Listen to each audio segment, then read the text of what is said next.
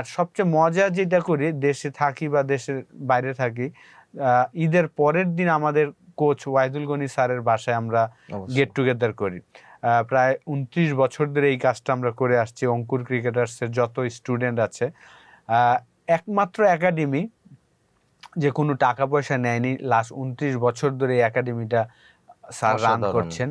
তো এই একাডেমি থেকে আমরা 4টা টেস্ট প্লেয়ার তৈরি হয়েছে। আমি, Shahriar Nafis, Anwar Hossain wicket keeper batsman, West ইন্ডিজের সাথে একটা টেস্ট একটা ওয়ানডে খেলেছিল, মোহাম্মদ শরীফ ফাস্ট বোলার। এই 4টা টেস্ট প্লেয়ার এবং 2জন আমরা ক্যাপ্টেনও হয়েছি। শাহরিয়ার নাফিস প্রথম টি20-র ক্যাপ্টেন এবং আমি তো 3 ফরম্যাটের 2 বছর ক্যাপ্টেন ছিলাম। তো আলহামদুলিল্লাহ স্যারের থেকে আমরা 4টা টেস্ট প্লেয়ার বের হয়েছি।